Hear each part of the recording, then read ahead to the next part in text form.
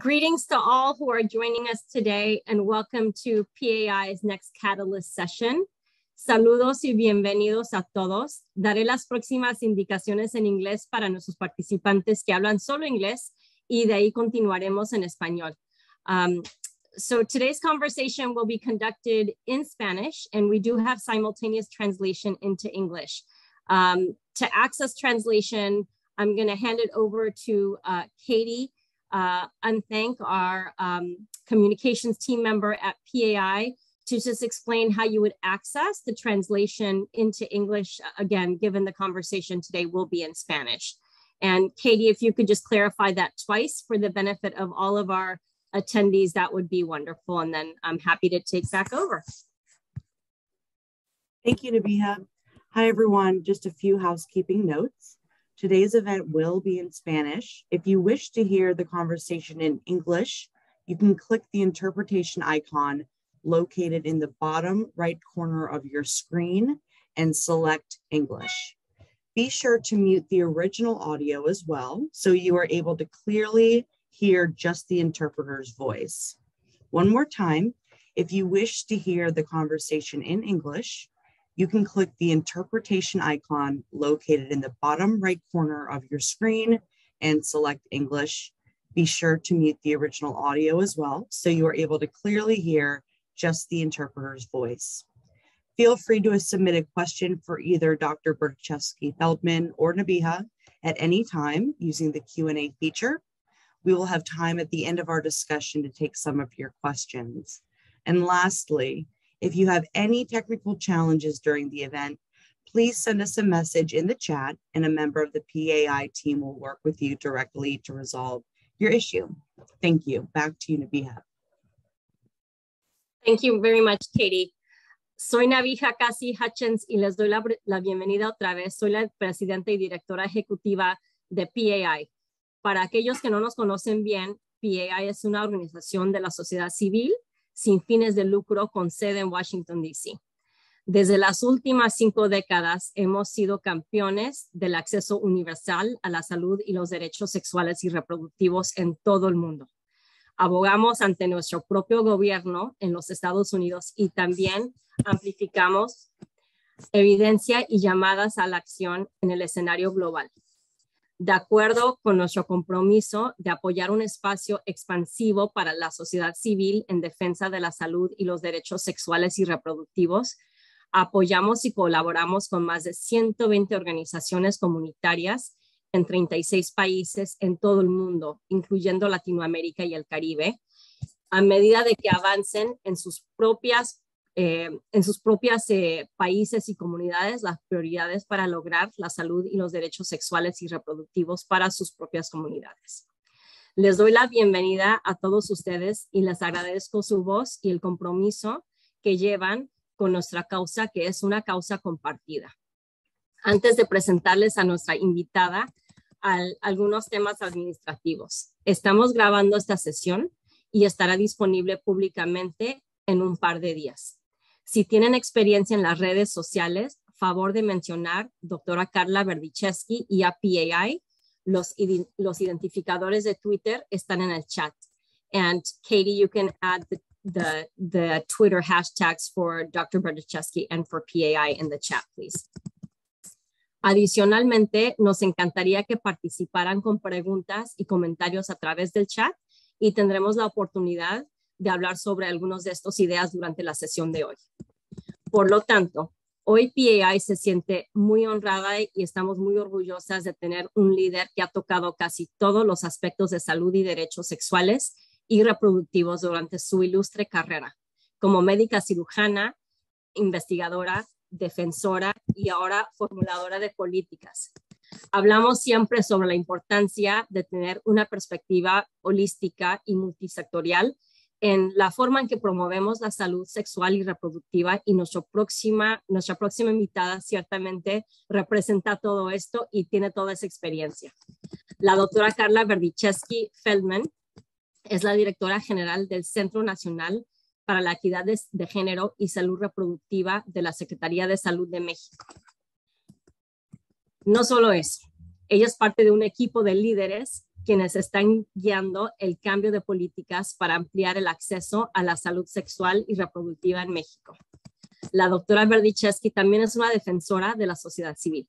Ella ha reconocido y ha tenido una carrera tan destacada, reconociendo que la sociedad civil es un pilar importante en el progreso.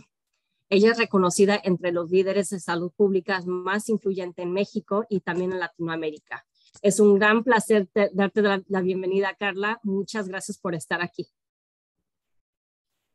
Al contrario, Nabija, la verdad es que es un honor y finalmente tener esta conversación en este espacio contigo después de haberlo conversado durante muchas semanas o meses, ¿no? Sobre el espacio de oportunidad para conversar con PAI. Muchas gracias por la invitación. No, pues a ti y comencemos.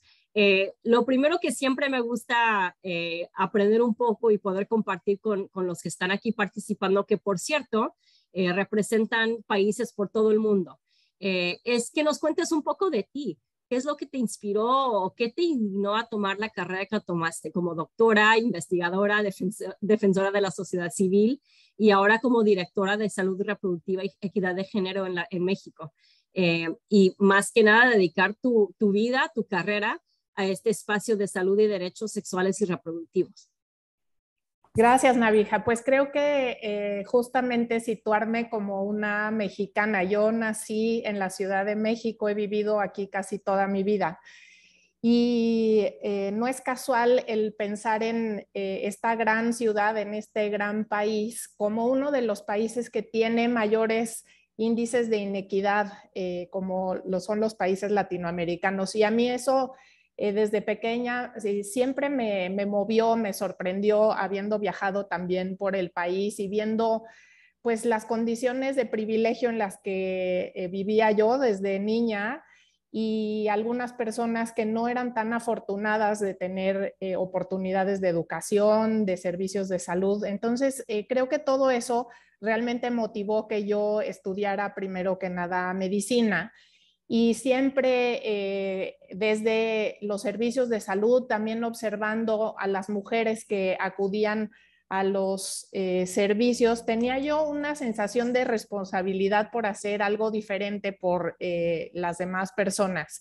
Y encontré en la salud pública una respuesta. Yo hice una maestría en salud pública y encontré ahí el espacio para poder aportar desde esta motivación de hacer más por las demás personas. Creo que desde la sociedad civil, donde inicié mi carrera, identifiqué un espacio fuerte, un área de oportunidad en México para desarrollar proyectos y desde ahí es que hemos trabajado a lo largo de los años, ahora con el privilegio de poder trabajar desde el gobierno y tener una posibilidad de impacto en estas condiciones a nivel nacional a través del desarrollo de las políticas de salud sexual y reproductiva.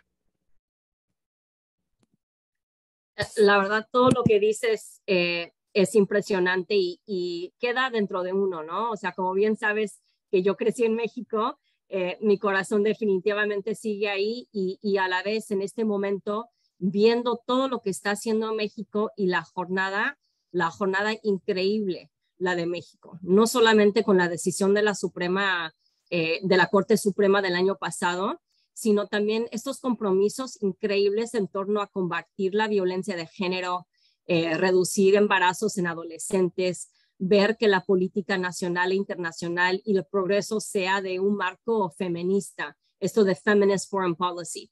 Se siente que México tiene un impulso muy especial hacia esto de la expansión de la salud y los derechos sexuales y reproductivos y estoy muy curiosa de tu posición.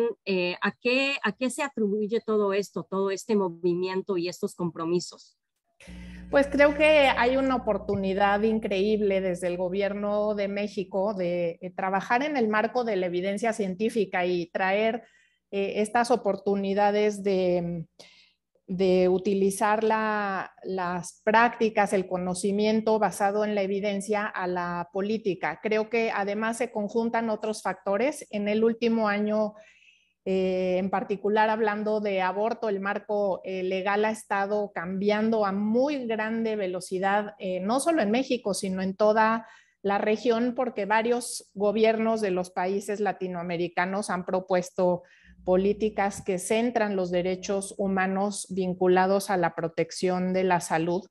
Y además el aborto, si lo tomamos también como ejemplo, es uno de los problemas públicos con mayor polarización de opiniones, y me parece que simbólicamente en la región los gobiernos que han incluido las mejoras en acceso y en la provisión de servicios de salud sexual y reproductiva hemos sido catalogados como gobiernos progresistas con respuestas que son pertinentes a estos problemas públicos de gran rezago que han estado relacionados con estas desigualdades estructurales, primero que nada que a mí me motivaron a entrar en este campo, pero también los efectos diferenciales en salud que se observan. Y estamos, me parece, en un momento histórico y relevante para avanzar en la efectividad de los derechos reproductivos de las mujeres y las personas con capacidad de gestar, para garantizar realmente que exista una libre decisión sobre sus cuerpos y sus vidas en una agenda verdaderamente progresista y feminista, como dices tú. Y hay mucho que aprender de México, ¿no? Y también usar a México como ejemplo, porque yo sé que no ha sido una jornada fácil, que esto no pasó de un día al otro, que esto lleva un compromiso más allá de este momento, aunque el momento atrae mucha atención en medios, mucha atención en otros países, y creo que hay mucho que aprender. Quiero profundizar un poco de lo que has comentado y a la pregunta anterior. A nivel federal, México ha asumido estos compromisos que son bastante significativos en la salud sexual y reproductiva y los derechos. Y entiendo que hay pilares que están guiando ese compromiso, ojalá que también inspirando acción a nivel estatal y a nivel local. ¿Puedes compartir un poco qué dice la política mexicana sobre esto de acceso a salud sexual y reproductiva y los derechos que debe tener cada persona en el país? Por supuesto, pues guiados por nuestro secretario de salud, el doctor Alcocer, nuestro subsecretario, el doctor Hugo López-Gatell, es que pudimos fusionar lo que antes eran políticas verticales, incluso en materia de salud sexual y reproductiva, y desarticuladas a veces una de otra, una política en un programa de acción específico que fue publicado en el año 2019 y que tiene este toque, primero que nada, feminista, con una perspectiva liberal, a través del cual diseñamos la implementación de políticas públicas en materia de salud sexual y reproductiva, que tiene como primer componente estar centrado en las personas. Es un eje crítico. Después, que están basadas en la evidencia científica y que se alinean con las recomendaciones internacionales y con un enfoque de derechos para aliviar sobre todo las inequidades en la población. Y es así que diseñamos una nueva política basada en 6 pilares. Estos son salud sexual y reproductiva de las y los adolescentes. El segundo es anticoncepción. El tercero es salud materna. Después, salud perinatal, violencia de género y sexual, y el sexto pilar, aunque no necesariamente en este orden, es el pilar de aborto seguro. Y creo que este es un cambio, el mencionar aborto seguro como uno de los 6 pilares, ya que tenemos una política pública en materia de aborto seguro que señala acciones concretas y diferenciadas, y nombramos por primera vez en la política pública en la materia una política de salud particular para aborto seguro. Ahora, más allá de estos 6 pilares que son el diseño básico de nuestra política de salud sexual y reproductiva, en donde se interrelaciona un componente con otro, también el gobierno de México ha asumido una serie de compromisos que creo que vale la pena mencionar en este foro. El primero es garantizar que tengamos cero necesidad insatisfecha de información y de servicios de anticoncepción, y garantizar una disponibilidad universal de los métodos modernos de calidad accesibles, asequibles y seguros. Y en nuestro país los métodos anticonceptivos se ofrecen en los servicios públicos de manera gratuita. Tenemos una diversidad actualmente de 16 métodos anticonceptivos, todos de manera gratuita en los servicios públicos. El segundo compromiso que vale la pena resaltar es tener 0 muertes y morbilidad materna evitable. Esto es muy importante porque la razón de muerte materna traza ciertas metas de desarrollo, no solo a nivel nacional, lo tenemos plasmado en nuestro programa nacional de desarrollo, sino a nivel internacional como una métrica que nos compara en materia de igualdad, en materia de salud. Y finalmente, señalar también el compromiso por cero violencia sexual y por razón de género y prácticas nocivas, incluyendo 0 matrimonios infantiles y la eliminación de toda forma de discriminación en contra de las mujeres y las niñas, llevando también como meta el eliminar los embarazos en niñas menores de 15 años. Entonces el marco está muy claro, ¿no? Muy definido. Las palabras que se usan son las palabras actuales para que no haya confusión en la dirección y la jornada en que va a México. Pero también entiendo que para lograr estas metas se requiere una colaboración a más profunda y definitivamente vamos a hablar este tema del acceso al aborto seguro. Quiero tener tu perspectiva en términos de, ok, ya que tienen esta política, ya que tienen estos 6 pilares y los compromisos que son no solamente adecuados, pero urgentes, necesarios, ¿qué crees que son los próximos pasos o los pasos necesarios para lograr estos resultados previstos con los compromisos políticos que has resaltado? Pues, por supuesto, vale la pena enmarcarnos en cuál es la competencia de este centro que tengo la fortuna de dirigir. El Centro Nacional de Equidad de Género y Salud Reproductiva es una instancia del gobierno federal y al gobierno federal nos toca diseñar las políticas públicas en materia de salud pública para todo el país. Pero esto tiene un paso adicional en términos de la adopción de esta política y es que los gobiernos estatales, los 32 gobiernos que tenemos en las entidades federativas del país, adopten estas políticas y las lleven a la operación de los servicios. Entonces, un siguiente paso muy claro es lograr que este diseño de la política se traduzca a una operación de servicios. Y esto es, pues pensándolo en un ámbito local, en cómo tenemos que hacer que las mujeres efectivamente puedan ser sujetas de estos derechos y ejercerlos a través de una provisión de servicios que responda a la política.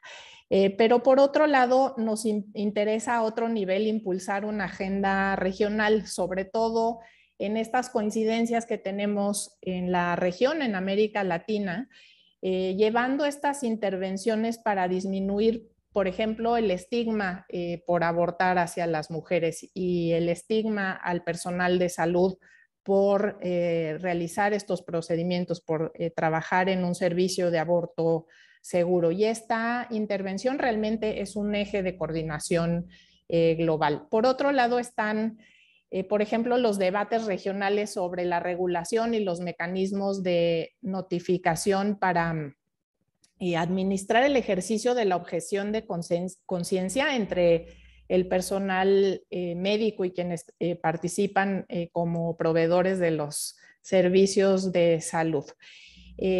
Hablando en materia de violencia, por ejemplo, las políticas de atención a esta problemática, sobre todo la violencia sexual en niñas y adolescentes y cómo se enmarca esto en el acceso a servicios de aborto seguro es una materia sobre la que tenemos que avanzar también internamente, pero a nivel internacional.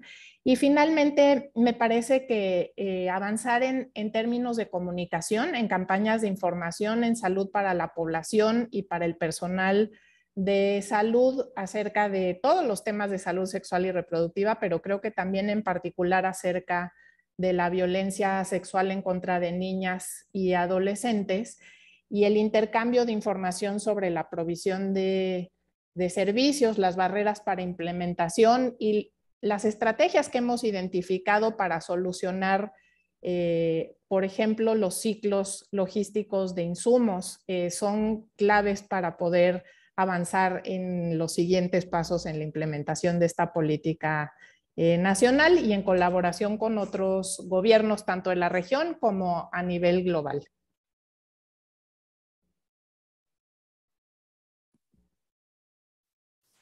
Tan interesante porque, como habíamos platicado en estas semanas, también nos han llegado preguntas y comentarios de otros colaboradores de nosotros diciendo qué está pasando en México, ¿no? Es un ejemplo muy importante y muy interesante y que podemos aprender. Así que lo que tú comentas yo creo que resuena no solamente para el ejemplo de México, pero un ejemplo a nivel internacional. Sí, muchas gracias, Navija. Yo creo que es un trabajo, por supuesto, en curso. Estamos aprendiendo todos los días sobre las oportunidades y las barreras. Y me parece que es una línea para seguir conversando en estos foros y además me parece que quisiera devolverte a ti la pregunta también, pensando desde tu perspectiva cómo estos hitos, me parece, estos avances en la política actual de México pueden ser también una forma de aprendizaje o de interés para no solo otros países, sino para otras comunidades, ¿no? Siendo tú, pues, este gran consorcio de organizaciones de la sociedad civil, ¿qué es lo que se quiere escuchar sobre México? ¿Qué tipo de información es la que tendríamos que estar poniendo a disponibilidad de otros actores para avanzar la agenda a nivel global, ahora que se vuelve más crítico, me parece, a la luz de lo que está sucediendo en la política internacional, ¿no? Claro, y te agradezco la pregunta porque me lo han hecho y también han compartido los deseos, ¿no? De qué podemos aprender de la experiencia de México. Y como dije al principio, este es un compromiso que es compartido. Y PAI, como mencioné, ahorita actualmente tenemos unos 120 organizaciones comunitarias donde hacemos colaboración en abogacía, pero esto es este año. Si regresamos a 3, 4, 5 años y los que vienen, tenemos un ecosistema increíble donde podemos coordinar mensajes y compartir. Lo que a mí me está llegando en términos de interés de la experiencia de México y también de otros países, francamente, que están tal vez más adelantados y sirven de un ejemplo positivo a donde podemos ir los demás. Uno es el proceso. ¿Cómo fue de que se cambió esta política o se expandió la política?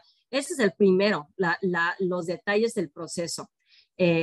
El segundo que me ha llegado es qué evidencia o qué ejemplo fue catalítico, ¿no? Para los que tal vez no creen en expandir derechos o que tienen muchas preguntas. Y lo interesante de México es un país que es un país católico, ¿no? Es un país que dirían muchos conservador y basado en valores católicos. Entonces, como un país católico puede avanzar tanto en estos temas que tú bien dices, son temas en ciertos ambientes tóxicos, son temas que en ciertos ambientes dicen que son temas de los progresistas, pero no, son temas de personas, son temas humanos. Entonces, ¿qué fue el que pudo motivar esos cambios? El tercer punto es la intencionalidad de crear espacios donde podemos tener estas conversaciones no solamente a nivel alto, pero donde podemos decir, ok, vamos a aprender del ejemplo de México, del ejemplo de otros y qué cambios se han hecho, cómo se lograron estos cambios y qué se pueden hacer. Ese requiere no solamente inversión de tiempo, pero también inversión en dinero y tener esa intencionalidad de traer a otros actores de sociedad civil, de representantes de gobierno, de secretarías de salud, etcétera, para actualizar estos temas. Y el cuarto, el último, ¿qué cambios a nivel de sistema? ¿No? ¿Qué inversiones se necesitan para poder implementar estos cambios? Porque no termina con una política adecuada, una política que se celebra, sino lo que viene es cómo se va a implementar y qué inversiones se necesitan para lograrlo de manera efectiva.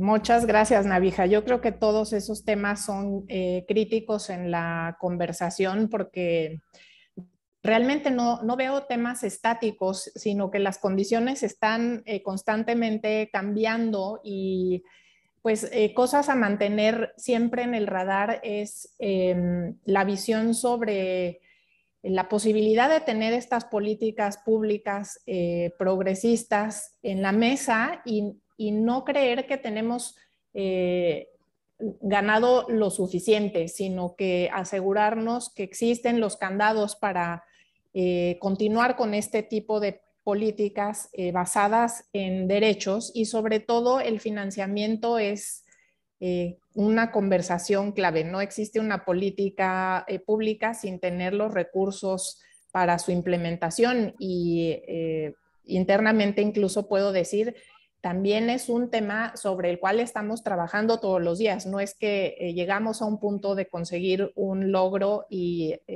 nos detenemos ahí, sino que hay riesgos, ¿no? Que están siempre latentes. Estos temas no deben entrar a la esfera de la ideología y por ende, siendo un gobierno pues que se ciña a los derechos humanos y se distingue como un gobierno laico, entonces tenemos que separar las conversaciones y salir de la esfera de la ideología nos ayuda a trazar un camino también para no perder la ruta de lo que queremos obtener y sobre todo lo que ya se ha conseguido, ¿no?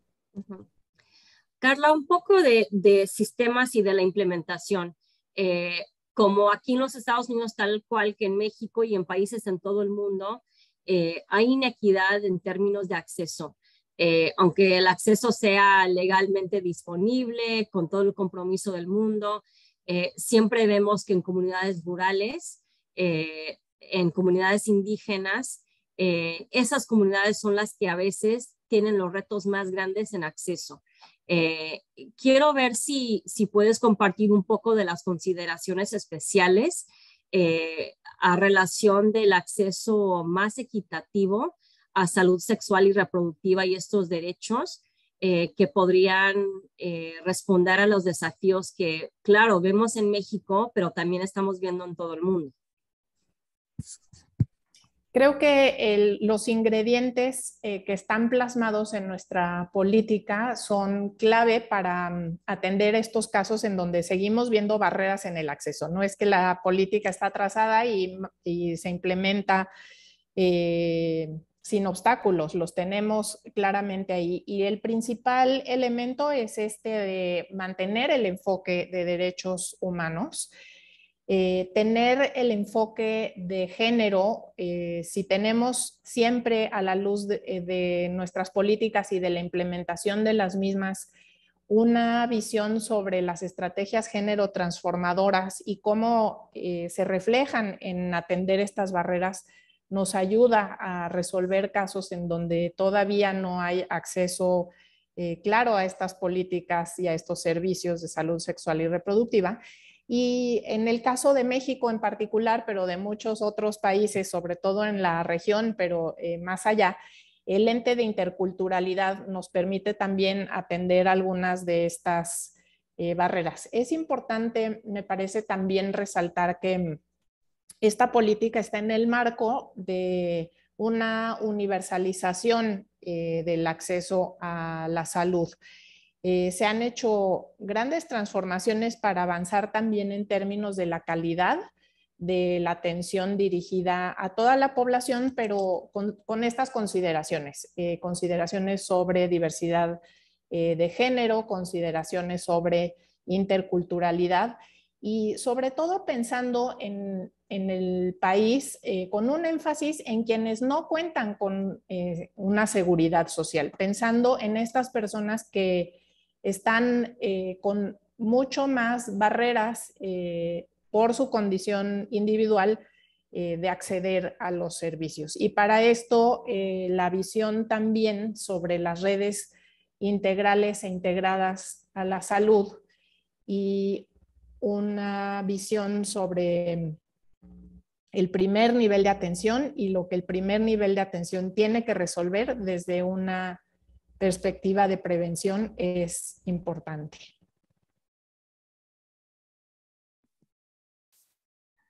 Hablemos un poco del papel de sociedad civil. No sé si todavía me puedes escuchar, Carla.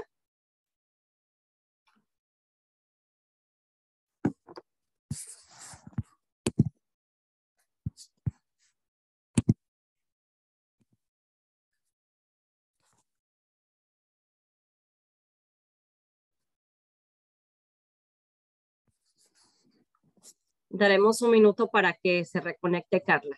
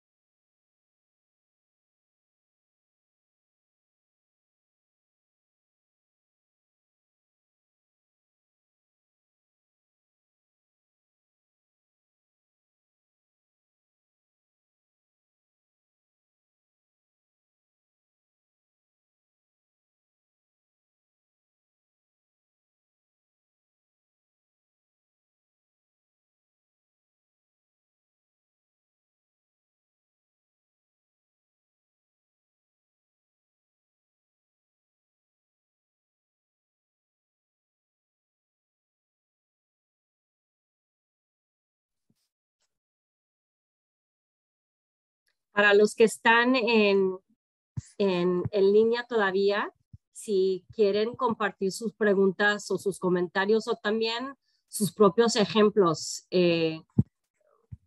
aquí en el chat para que podamos promover esa intención de comunidad y aprendizaje que debe ser algo constante y algo que debemos de compartir.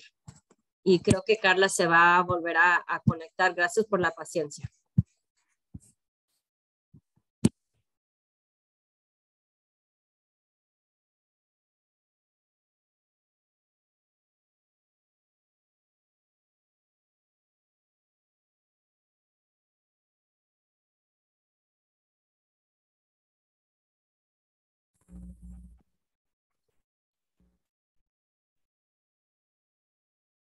Hola Carla, ¿me escuchas?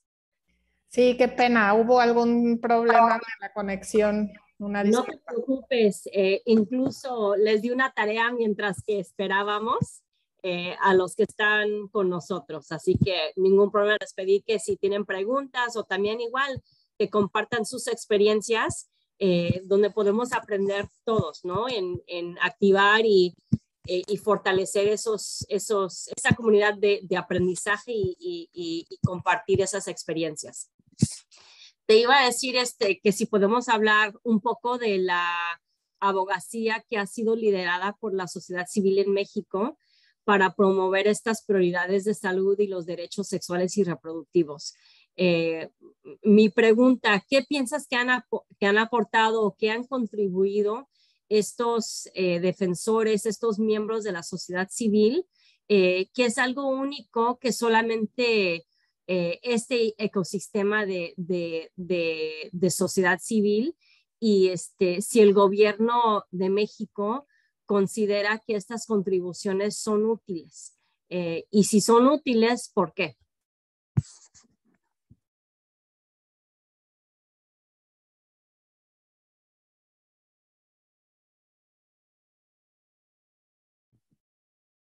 Y creo que se cayó la conexión otra vez.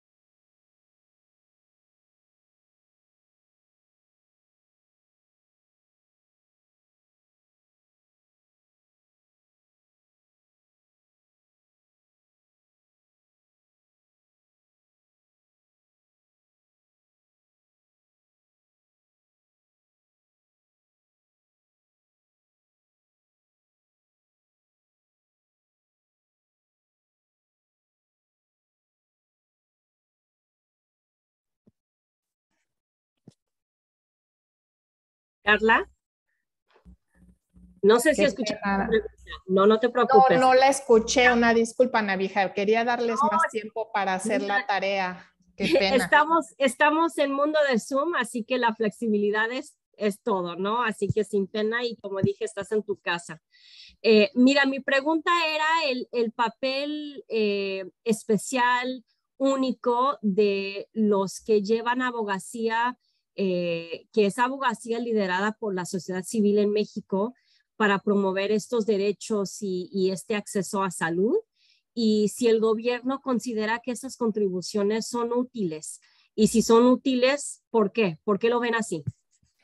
Por supuesto, son claves porque los diferentes actores que participan de una sociedad tienen un rol específico en términos de cómo hacer que se ejerzan estos derechos, ¿no? Y cómo se implementen, por supuesto, estas políticas. Entonces, se me ocurre hablar en particular sobre la sociedad civil con su rol principalmente de evaluadores y de visores de esta política pública y cómo su visión externa sobre lo que se está implementando a través de un gobierno es clave para rendir cuentas primero que nada desde los gobiernos y responder, por supuesto, a todos los sectores de la sociedad y más allá de ello, como un contrapeso a las políticas que se implementan para saber cómo realinearlas y cómo irlas readecuando a lo largo del tiempo para su implementación. Y por supuesto, también trabajamos de una forma articulada para implementar las políticas públicas. Tenemos una historia de trabajo desde el gobierno federal con diferentes organizaciones de la sociedad civil, desde donde vamos impulsando cada quien desde su área de competencia la implementación de políticas públicas en materia de salud sexual y reproductiva.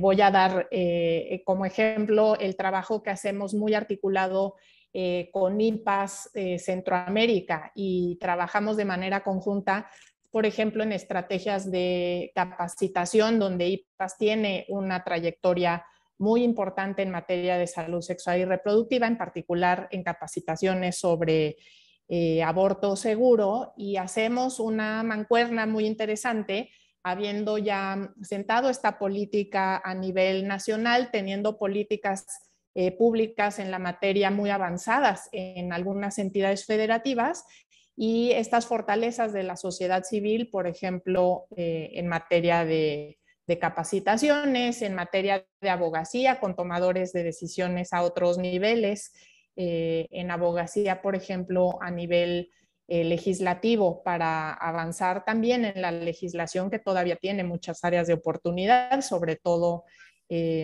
para despenalizar el aborto en este caso. Carla, sabemos bien lo que pasó aquí en los Estados Unidos el viernes. Y llevando el tema al acceso al aborto, el mundo vio, el mundo entero vio cómo los Estados Unidos revirtió el derecho constitucional a recibir un aborto seguro este viernes pasado en este país. La verdad que yo creo que todavía estamos procesando, ha sido algo indignante para nosotros aquí en este país y quiero tener tu punto de vista. ¿Tú crees que esta reversión de Roe v. Wade podrá afectar el progreso o el discurso en México? ¿Y estás viendo alguna energía renovada por parte de los antis o de los que están en contra de derechos y accesos, dado a lo que está sucediendo en los Estados Unidos?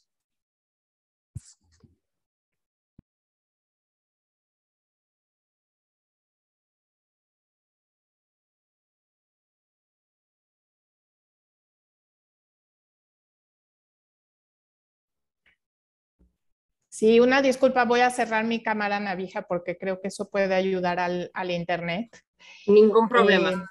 Creo que es muy pronto poder decir el impacto que esta desafortunada decisión va a tener para México o para fines prácticos para todo el mundo. Y me parece que las proyecciones y dado pues la experiencia histórica que tenemos nos hace ver que seguramente las restricciones que se han dado con esta determinación de la Suprema Corte de Justicia de Estados Unidos va a tener una repercusión importante a nivel global. Creo que es muy importante hacer un reconocimiento de que al restringir derechos en la toma de decisiones relacionadas con la autonomía reproductiva, se va a afectar una amplia gama de derechos humanos, como el derecho a la vida, el derecho a la salud y el derecho al libre desarrollo de la personalidad de las mujeres y las niñas. Y los costos económicos que tienen actualmente, pero que tendrán ahora más en Estados Unidos y con el riesgo de que las políticas de otros países se vuelvan restrictivas igualmente, trae costos económicos importantísimos en cuanto a los embarazos no intencionales y los abortos para las personas y los sistemas de salud. La evidencia científica y desafortunadamente esta decisión no ha sido tomada tomando en cuenta lo que conocemos a través de múltiples fuentes de información, nos señala que con estas políticas que restringen los derechos sexuales y reproductivos, quienes van a ser más afectadas son las mujeres, las niñas y las adolescentes que tienen condiciones de vulnerabilidad de mayor importancia. Y las restricciones las afectarán más a quienes ya tenían una condición vulnerable de inicio. Veremos seguramente a nivel internacional un impacto de esta decisión en conversaciones que son la argumentación y las conversaciones habituales del conservadurismo, ¿no? Entonces veremos discusiones, ya lo hemos visto en las cartas de Estados Unidos a la Organización Mundial de la Salud con respecto a la publicación de las directrices sobre el aborto seguro que fueron publicadas hace unas semanas. La discusión sobre la personalidad jurídica del embrión, la discusión sobre la objeción de conciencia, la discusión sobre el aborto como un procedimiento riesgoso. Todas estas conversaciones que son falsas, que no están basadas en la evidencia científica y que tendremos que contraponer con los argumentos que están basados en el conocimiento internacional para hacer un contrapeso a estos grupos antiderechos en materia de aborto, de derechos sexuales y reproductivos y por supuesto de derechos humanos. El impacto lo vamos a ver, pero por otro lado, pues los organismos internacionales, los gobiernos, la sociedad civil, tendremos que ser mucho más fuertes y tendremos que estar mucho más unidas para defender lo que sabemos no tiene por qué argumentarse de otra forma, y sobre todo elevando la conversación en materia de la evidencia y de los derechos humanos. Sí, estamos viendo esto aquí en los Estados Unidos y lo que tú bien dices, que no ha sido una decisión que ha sido basada en evidencia científica. La verdad ha sido bastante informada esa decisión por valores de otros que quieren imponer en la mayoría. Y yo no sé, Carla, si esto ha surgido que aproximadamente 70% del pueblo americano está en apoyo a los derechos del aborto seguro. Entonces, esto no representa la preferencia y los valores y los compromisos de la población, de la mayoría de la población, sino las prioridades de unos pocos. No sé, Carla. Oh, sí, sigue. Perdón, creo que también una conversación pendiente es quién está tomando estas decisiones, ¿no? Somos las mujeres que estamos decidiendo sobre nuestros cuerpos a todos los niveles, somos las mujeres que estamos decidiendo sobre la legislación con respecto a la salud sexual y reproductiva y otros temas pertinentes. Somos las mujeres quienes estamos como decisoras en los espacios de definición de las políticas públicas, porque al final quien está decidiendo quizá no somos nosotras, y creo que ese es un tema también a poner en la mira del futuro, ¿no? Y resolverlo desde ahora para saber que hacia adelante no tenemos estos riesgos para la pérdida de nuestros derechos humanos, y no retroceder en la agenda feminista, en lo que ya hemos ganado, y sobre todo en lo que tú dices, es en contra de lo que quiere la mayoría, solamente porque quienes están tomando esas decisiones o tienen estas posiciones de poder realmente no reflejan pues todos estos aspectos, ¿no? La opinión pública y por otro lado la evidencia científica, lo que sabemos pues nos va a proteger nuestra salud y va a proteger eventualmente nuestros derechos. Carla, hablemos un poco de nivel estatal. No solamente porque es relevante a lo que está pasando con Roe v. Wade aquí en los Estados Unidos, que ahora la abogacía, el impulso va a pasar a nivel estatal, pero me imagino que en México, aunque tengamos en México ese compromiso, esa constitucionalidad al acceso al aborto seguro a nivel federal, también hay esfuerzo estatal donde cada estado tiene que poner de sí. Cuéntame un poco de lo que estás viendo a nivel estatal en México para avanzar acceso no solamente al aborto, pero también a salud sexual reproductiva más comprensiva, y qué ves en términos de ejemplos de algunos casos que brillan, ¿no? en tu mente. Por supuesto, creo que en particular sobre aborto seguro, la política nacional dicta que cada entidad federativa tiene que tener operando estos servicios en el marco de cómo define la Organización Mundial de la Salud el aborto seguro, y son todas estas condiciones relacionadas con aborto espontáneo o inducido en el marco de la legislación vigente. Pero para la generalidad del país, tendría que haber servicios de aborto seguro operando en cada una de las entidades federativas. Esto a pesar de que hay códigos penales en cada una de las entidades que todavía restringen el acceso a abortos elegidos, abortos inducidos. Y esto se ha reflejado, como ya decía, en una ola de despenalizaciones que hemos visto recientemente desde el año pasado, pero vale la pena resaltar la experiencia de algunos estados que han logrado avanzar o en la implementación de la política de aborto seguro o en materia de su cambio legislativo para proveer de un ejercicio de los derechos sexuales y reproductivos con una definición más amplia. Y me parece que uno de los estados que más reciente despenalizó el aborto es Guerrero, y es un estado a resaltar por cómo posicionaron la agenda desde la legislación. Y es interesante ver cómo en México muchas mujeres llegan a solicitar un aborto, una interrupción, por ejemplo, en materia de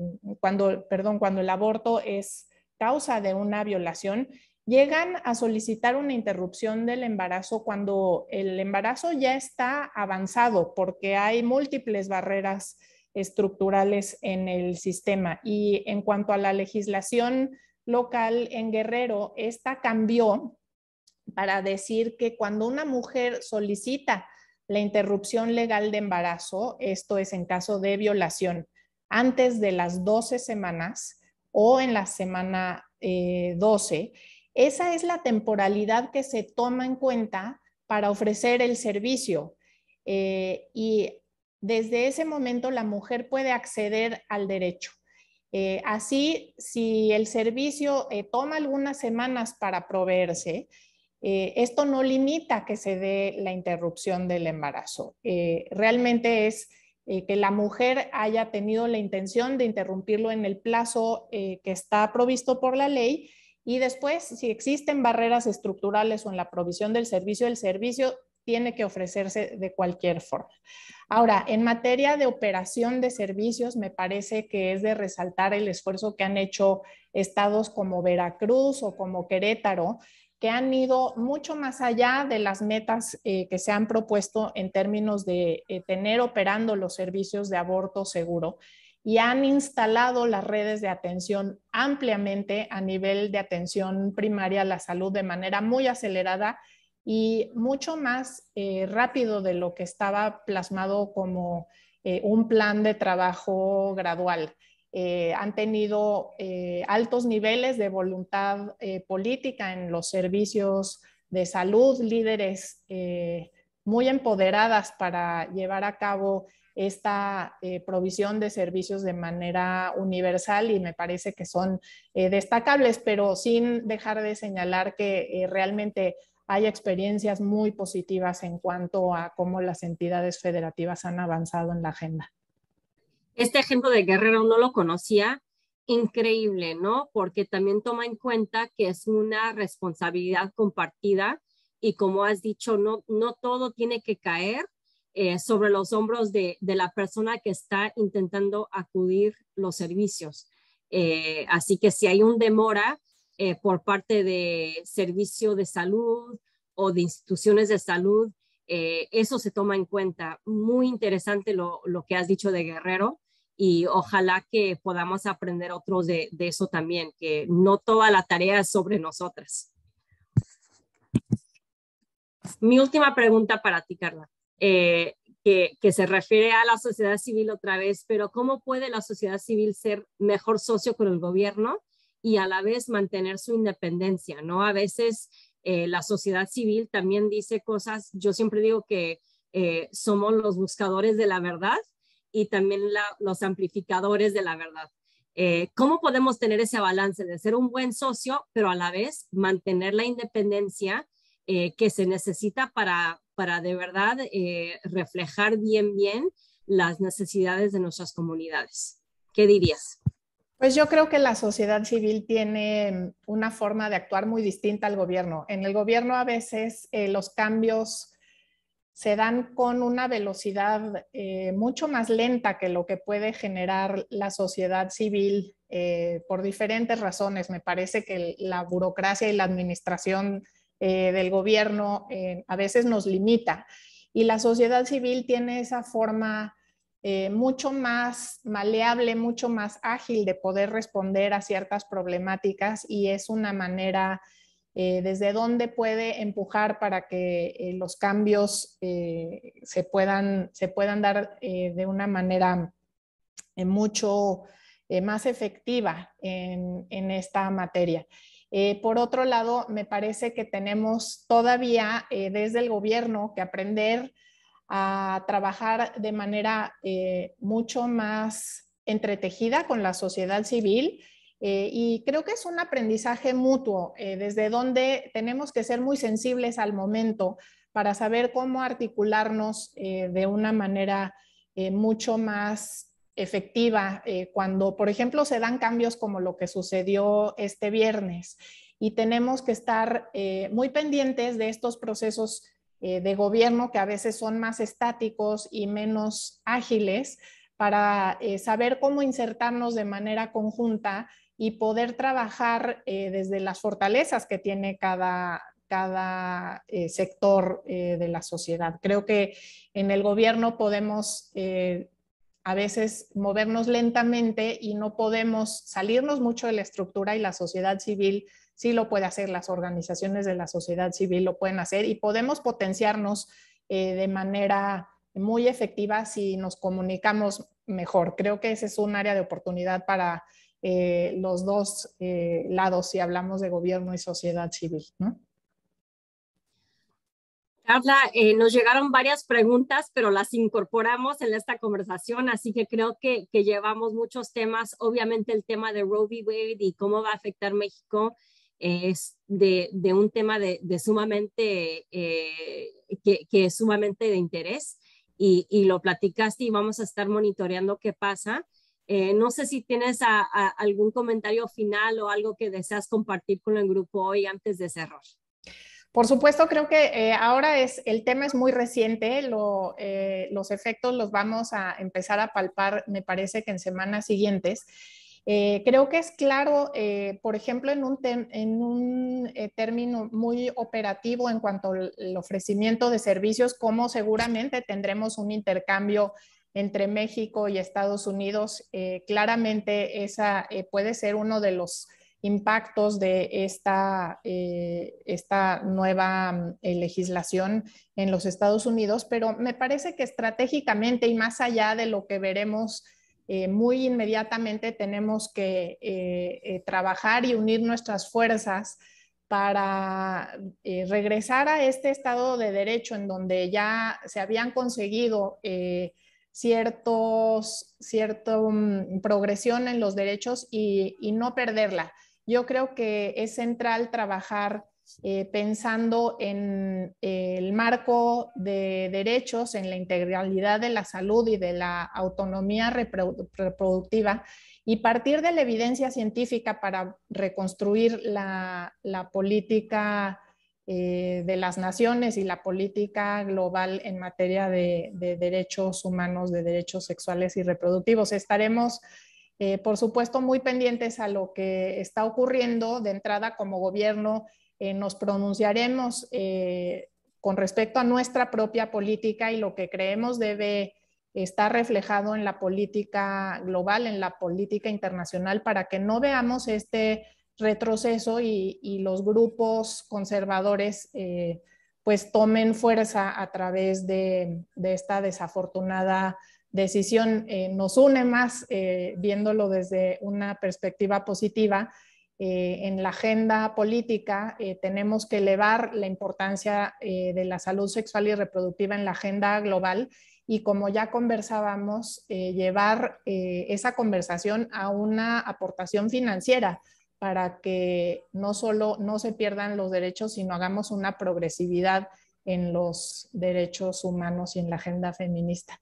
Muchísimas gracias por esta conversación, Nabija. Es un placer poder conversar con PAI y seguir identificando estas formas de trabajar de manera conjunta con la sociedad civil, que tiene un rol muy importante en esta materia. Carla, yo te lo agradezco, y de verdad tener a líderes como tú eres una líder para nuestro sector, donde aprendemos, donde colaboramos, nos da mucha fe que podemos lograr lo que es muy difícil, lo que a veces nos parece imposible. Y para mí lo que más ha resaltado de esta conversación es la importancia de esta colaboración, la importancia de seguir unidas, de ser ágiles, y también de estar muy, muy pendientes, no solamente de lo que están diciendo a nivel de medios y foros abiertos y muy públicamente, pero también qué está pasando en las esquinas muy calladas, donde de ahí salen las amenazas y las decisiones que más nos lastiman. Y obviamente la importancia de ser una amplia sociedad civil, que estamos bien coordinados y colaborando con gobierno y con otros líderes para que sigamos en esta lucha y verlo de manera optimista también. Pero Carla, muchas gracias por todo lo que haces por México, por el mundo y por tu amistad con PAI. Que tengas muy buen día y gracias a todos ustedes por estar con nosotros y nosotras en este espacio. Se lo agradezco y agradezco también el apoyo a PAI y por su atención. Que tengan buen día.